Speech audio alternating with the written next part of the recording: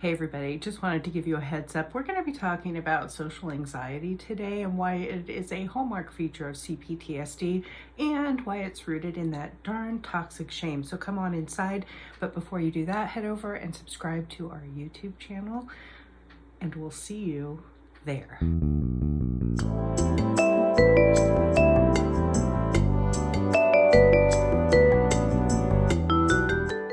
Welcome back to the CPTSD podcast. This is season 4, episode 6, and we're completing our mini series on the 5 most painful things about CPTSD. So if you've been along for the ride so far in these other pieces of this series, then you know that toxic shame is threaded throughout the experience of one of us.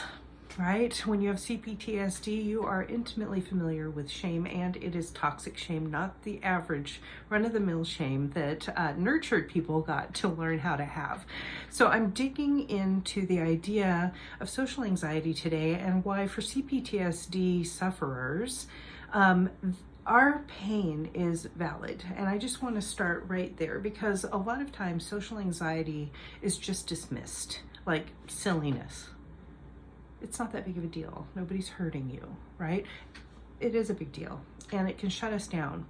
And there are 2 main reasons I'm going to talk about today. Of course, there's more, and you have your own personalized reasons, but 2 reasons that we get social anxiety when we've been raised in a household that creates CPTSD. The first is social relationships are dangerous to us, for real. We're not too sensitive. We're not misinterpreting. Our households were not safe. And so we learned that relationships aren't safe. And so in relationship, our nervous system is on. It is prepared and looking for danger. And when I say in relationships, I absolutely do mean like if you're coupled or in some kind of romantic relationships, yep, it'll show up there. It'll show up with your kids. It'll also show up in groups that you belong to, right? I mean, one of the best boundary lessons I ever had for myself and social anxiety was realizing about yeses and nos, right? So when I used to go to church, I got called to bring stuff to the potluck, and I said yes and hung up and cussed that person out for asking me instead of just saying no, right? And I realized at that moment that I can't be mad at them when I violate my own boundary. It was appropriate for them to ask. So watch where you are violating your own self. Remember that vicious inner critic? That is going to keep social anxiety alive and well in you. Okay? Because it leads us to part 2, which is our anticipation for rejection. Right? So not only is it dangerous, but the rejection hurts horribly.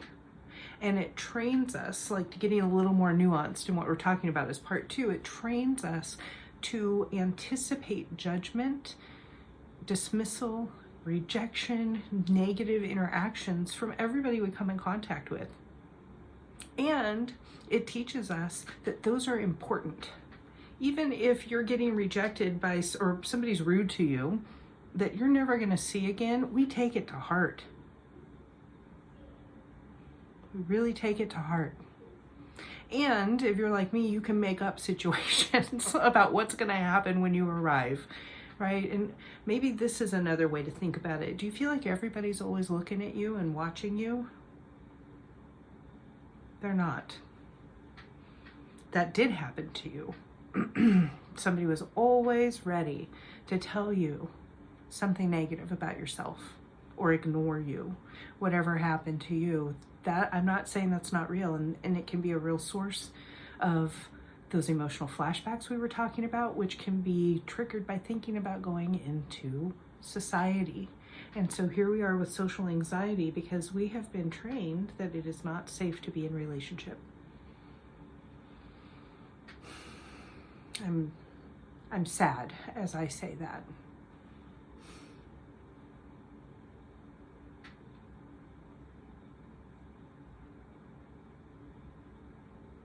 So how do you start to feel safe when it's absolutely ingrained that it's not safe? I mean, that's how you were raised. Well, the way you do it is one step at a time. And I would encourage you to begin by thinking about your physical symptoms when you start having social anxiety, and seeing if you can get yourself grounded and more centered, just to calm that nervous system. Maybe try and regulate your nervous system. I'm showing it on video right now, but tapping each side of my arm and butterfly tapping, it's a great way to interrupt the system. And if you're having a real big shutdown, getting some ice and putting it on your forehead or over your eyes or on the back of your neck, it's a great way to just kind of reset. And the reason we need to reset is because once our nervous system is activated, it stays activated until it's not, right? And so we want to get back in our window of tolerance, reduce the distress before we start analyzing things or making decisions, right? Because when we're in stress, as you know, our prefrontal cortex, well, you know, if you've been listening to this podcast, our prefrontal cortex goes offline. So all the thinking is gone. So we need to get back in that body and then look at the situation. Maybe like pretend like you're someone else looking at your situation, and do a reality check. Do a reality check, because, you know, some mental health issues have a symptom of delusion that goes with them. And that's not a criteria for CPTSD, and I don't think you're delusional. That's not what I'm saying. But we can create a delusion, especially if it's going to keep us safe, right? We can project our parents or caregivers' malice or neglect or rage onto other people and expect that to come out of them. And so we do have to do a reality check to whether we are actually in a dangerous situation or not by going in public. And I'm not suggesting, or being in relationship, whatever the social anxiety is that you're thinking about, you really need to do a reality check on whether it's valid or not, okay? And if you decide that your reactivity, the way you're feeling, is not valid because that person has never hurt you before, or you're going to a group where you've gone a lot of times and you know that it is a safe environment, we're going to split hairs again here, because there's something that's valid and something that's not valid about that situation at the same time. And this is the idea of a dialectic, which is where the idea of DBT, or dialectical behavioral therapy, comes from. Two things can be true at the same time that don't seem to go together. Okay, so one is whatever emotional or cognitive, whatever kind of reaction you're having to the situation, however you're activated, is valid. You're really feeling it. It's there for a really good reason. Like, we're not questioning that. That mechanism that you use, that adaptation that you created to be safe, is valid. And the fact that it's triggered right now or on right now is also valid. So the experience is real, and you don't like it.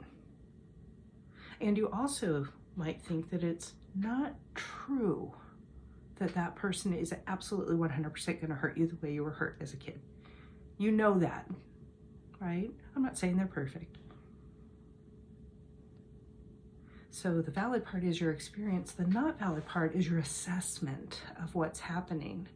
And that's a real hard thing to start getting a handle on. So just breathe as I'm talking about this, right?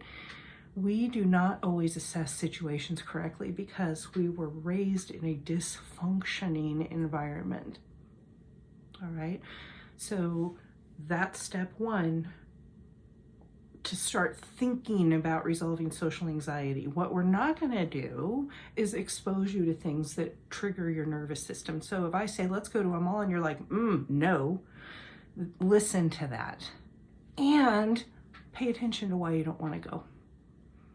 Okay, if it's because it's too crowded and you would rather go at 5 p.m. than 3 p.m., that's one thing. If it's because you start feeling an emotional flashback start, the walls are getting tight, you can't breathe, your heart's pounding, you're triggered, you're activated because you're anticipating that that event, whatever it is going to be dangerous.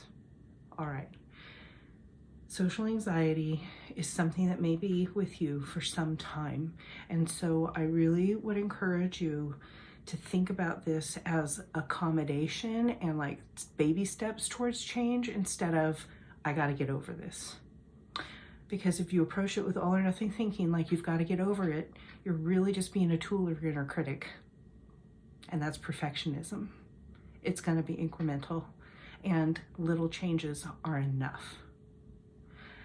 Whew. Toxic shame is something to be aware of in your life because it will permeate so many aspects, and we can unwittingly send it through tone or attitude or behavior or reactivity down generationally or just out to people we love.